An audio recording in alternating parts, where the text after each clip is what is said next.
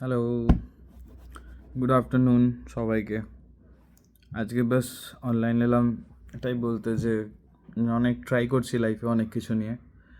লাইফের কিছু মোটোর পিছনে খুব টাইম ইনভেস্ট করছি অ্যান্ড এখন আমার অ্যাকাউন্টসে রিচও নেই, কিছু মোটিভেশনও নেই সত্যি কথা বলতে কন্টেন্ট বানানোর। বাট এই জন্যই বানাচ্ছি যে কিছু মানুষ যারা হয়তো আমার কিছুদিন হলো পরিচিত, তারা আমাকে অনেকটা সাপোর্ট করছে, মোটিভেট করছে। তারা সবসময় আমাকে বুস্ট করে মেন্টালি যে ভাই লেগে থাকো, হয়ে যাবে। I have a few positive people in my life যারা আমাকে সত্যিই সাপোর্ট করছে। কিছু পুরনো বন্ধু আছে যারা খুঁজেও দেখে না, বাট কয়েকজন আছে যারা সত্যিই সাপোর্ট করে। আমি খুব লাকি, লিটারালি লাইফে অ্যাটলিস্ট 15-20 জন মানুষ এমন আছে যারা আমাকে খুব সাপোর্ট করে। তো আপাতত এই 15-20 জন ফ্যামিলি আমার কাছে খুব ভ্যালুয়েবল।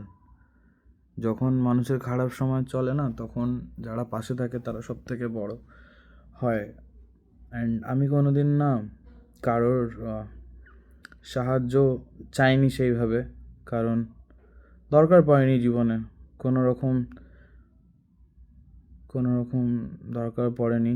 যতই খারাপ দিন এসছে লাইফে নিজে হ্যান্ডেল করেছি। বাট এই জিনিসটা একা করা পসিবল না, বিকজ সোশ্যাল মিডিয়াতে গ্রো করতে হলে সোশ্যাল হেল্প লাগে। সো সবার মতো আমারও লাগবে। বাট যারা করছে না তাদেরকে কী আর বলবো, ইচ্ছা হলে করো, কারোর তো কোনো টাকা পয়সা যাবে না। বাট যারা করছো তাদের কাছে আই এম রিয়েলি থ্যাঙ্কফুল, দিল সে ধন্যবাদ সবকা। অ্যান্ড সারাদিন পরে যে আমি একটু হাসতে পারি বা কিছু একটা অপশন পাই, হাসার রিজন পাই, সেই রিজনটা তোমরা। অ্যান্ড থ্যাংক ইউ যে আমার এই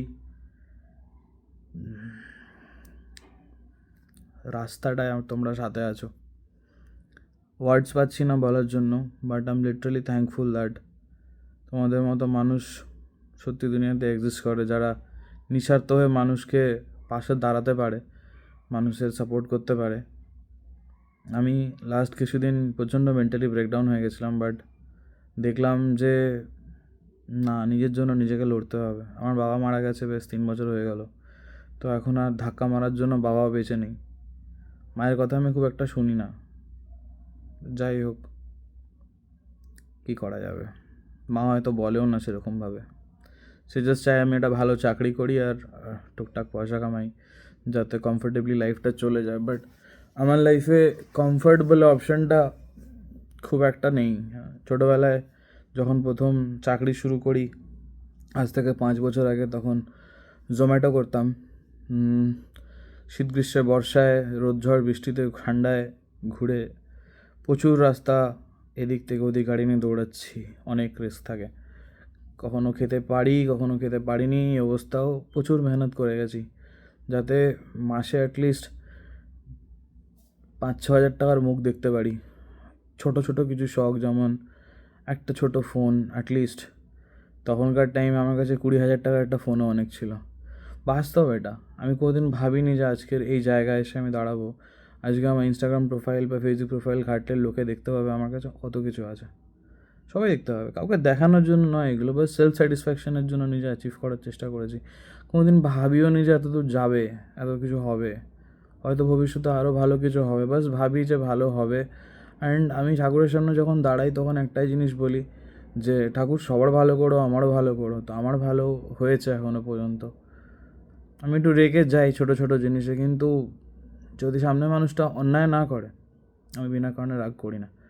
যাই হোক, প্রত্যেকটা মানুষের ক্যারেক্টার তার কাছে, আমার ক্যারেক্টার আমার কাছে। আমি কাউকে জ্ঞান দিতে চাই না, বাট হ্যাঁ, যারা আমাকে সাপোর্ট করছো তারা আরও করো, আরও তোমাদের জন্য ভালো কন্টেন্ট নিয়ে আসবো, যাতে আমি সবাইকে একটু মোটিভেট করতে পারি। আমার কাছে ফাজলামি করার মতো কন্টেন্ট নেই, বিকজ আমার লাইফটা খুব সিরিয়াস। তো আমি যেটা দিয়ে এসছি, যেটা ফেস করেছি লাইফে, আমি সেটাই পোস্ট করার চেষ্টা করি। আর তাতে যদি কেউ কিছু শিখতে পারে লাইফে, যে বাবা মার সাপোর্ট ছাড়া, টাকা পয়সার সাপোর্ট ছাড়া একটা মানুষ নিজের লাইফে গ্রো করতে পারে, এই এতগুলো মানুষের ভিড়ে সবার মাঝখানে থাকা আমি যদি করতে পারি, তাহলে সবাই করতে পারে। তো জীবনে কোনোদিন হার মানা উচিত না। অ্যান্ড বাবা মা যতদিন দিতে পারছে ততদিন, কিন্তু বাবা মা যদি না দিতে পারতো, তাহলে তোমরা কি পারতে নিজের পায়ে নিজের লড়াই করতে? এইটা চিন্তা করো, এটা চিন্তা করে দেখো তোমরা কি করতে পারো লাইফে। যারা এখনও পর্যন্ত করেছে তারা এইভাবেই করেছে, নিজের ক্ষমতায়। নিজের ক্ষমতাটা তৈরি করতে হলে ভগবান কাউকে দিয়ে পাঠায়, কেউ ধাক্কা খেয়ে শেখে। তো ধাক্কা খেয়ে শেখার থেকে ভালো আগেই শিখে নাও, তাই বলছি সবাইকে। চলো ভালো থেকো, আবার দেখা হবে, বাই বাই।